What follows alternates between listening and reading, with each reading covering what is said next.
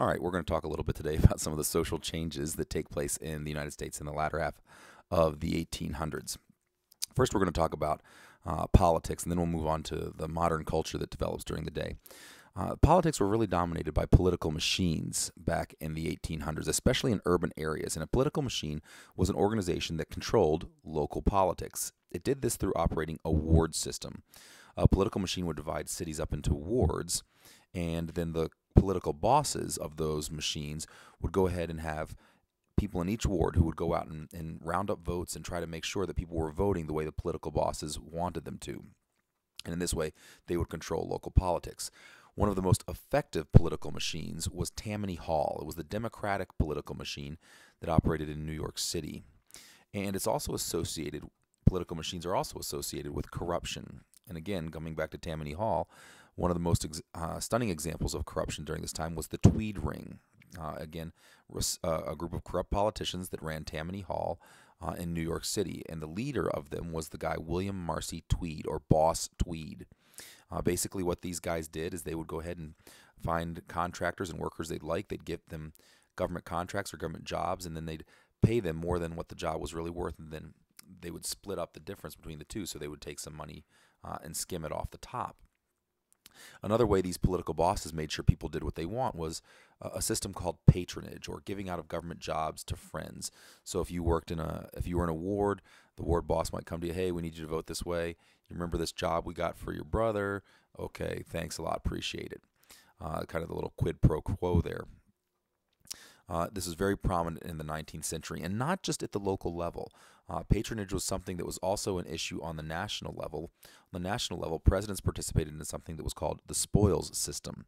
The winning candidate for president often appointed a huge number of government officials all throughout the government, and these would oftentimes go to presidential friends, people who they were looking for political favors from, and things of that nature. And so there was a lot of corruption throughout the system. And so there were a series of presidents that really sought to reform this and change this, beginning with the president Rutherford B. Hayes. Rutherford B. Hayes goes ahead and initiates a civil service reform whereby he kind of gets rid of the spoils system. And he says, no, civil servants should be professionals, people who are hired because of their qualifications, not because of their political connections. And he begins this by investigating custom houses. Customs houses today, you don't hear about them a lot and things of that nature because they're not as important today as they were back then. Back then, we didn't have an income tax, and so the government was really funded by collecting customs and duties on goods coming in and out of the country. And so really, these customs houses were a big part of what funded our government. And so it was very prestigious to go ahead and get one of these jobs here. Rutherford B. Hayes goes ahead and fires a lot of your custom house officials because a lot of those guys were political appointees in favor of trying to bring in qualified civil servants. The guy who follows up and succeeds him is James Garfield, Ohio Congressman, politically kind of independent. He's not a real, Republican, real Democrat. He kind of is in the middle, and he is assassinated while he's in office in 1881 by a guy by the name of Charles Guiteau, an anarchist, and dies just as much from the gunshot wounds and also the care that he received. His doctors performed poorly, and that really cost the president his life. He's followed by Chester A. Arthur, his vice president. And ironically, Chester A. Arthur was one of the officials who had been fired under Rutherford B. Hayes, one of the customs house officials. And so everybody assumed that, hey, once Chester A. Arthur gets back into office, things are going to kind of go back to normal, the way things should be. That isn't how it worked out. Chester A. Arthur surprises everybody and goes ahead and continues the reforms that began under his predecessor. After Chester A. Arthur, Grover Cleveland becomes president, and he kind of changes the shift a little bit from the civil service system. He takes on tariff reform. He's going to change the way our tariffs work. He's also unusual in that he's the only president who has served 2 non-consecutive terms. In other words, he served his first term, lost his reelection, and then was elected later for his second term. He's the only man who has that distinction in our nation's history. In between his 2 terms, we have the president Benjamin Harrison. Again, another guy who wins with a minority of the popular vote. It happens from time to time in our electoral system. Benjamin Harrison is one example of that, as was Abraham Lincoln in his first election. And so he goes ahead and wins, and grandson of William Henry Harrison, he goes ahead and changes tariffs. He raises them back. He ends up losing, again, this time to Grover Cleveland.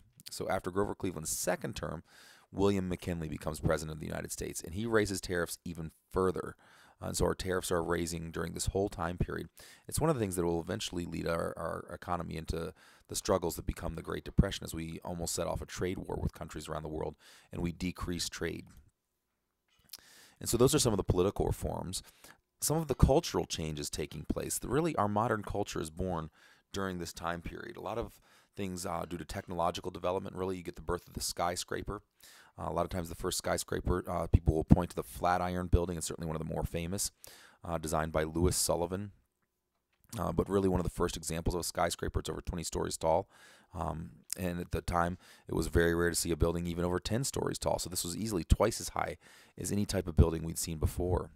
It's during this time you also get the development of flight. Orville and Wilbur Wright down in Kittyhawk, North Carolina, become the first men to successfully have a powered airplane that can fly indefinitely, or at least as long as the fuel supply lasted. You get huge changes in education, in particular the development of the modern high school during this time period. And you also get African Americans taking greater advantage of educational opportunities, pushed particularly by two leaders, W.E.B. Dubois and Booker T. Washington, who really feel like if the African Americans are going to ever achieve equality, education has to be a big part of that. And so they really push for African Americans to go through primary school, secondary school, and even on to college.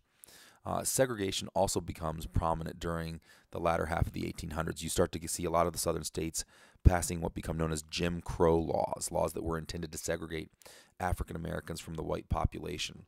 This is made possible in large part because of a Supreme Court case, Plessy versus Ferguson, which basically says you could have separate facilities for African Americans and white people as long as they were equal. So it's the principle of separate but equal that really stays in effect throughout the latter half of the 1800s and the early part of the 1900s to the middle of the 20th century before Plessy versus Ferguson is effectively overturned. There's several fads and trends that take place during this time, in particular in sports. You get the birth of baseball, of professional baseball. Bicycles become a popular fad, and tennis is also introduced. But probably one of the most popular sports of the day was actually boxing. Boxing certainly as popular as baseball, something that a lot of the people in the United States followed during this time. You get the first development of some of our modern consumer culture. Coca-Cola is introduced during the latter half of the 1800s. You get the birth of our movie industry. Again, a contribution of Thomas Alva Edison, the movie camera. Newspapers, mass circulation of newspapers becomes common. In particular, two publishers, Joseph Pulitzer, who with his huge fortune funds the Pulitzer Prize, publishes newspapers mostly on the eastern coast of the United States. And then William Randolph Hearst publishes papers mostly on the west coast of the United States. In retail, there's also a lot of changes going on. You get the birth of the modern chain store and the department store. The department store born in Chicago, Illinois, Marshall Field's, the first real department store. And then Woolworth's, which was a chain store. It was basically the same store in every town you would go. You kind of knew what kind of products they carried, and they were the same or more or less the same anywhere you went. Another big thing that takes place socially is the author Mark Twain, the most prominent author of the day, and arguably one of the more prominent authors, if not the most prominent author in the history of the United States. Mark Twain is actually his pen name. The guy's real name was Samuel Clemens, and by far and away the best work, his best known work is a book, Huckleberry Finn, as well as characters as Tom Sawyer and such. Anyway, that's about it in a nutshell. Thanks a lot.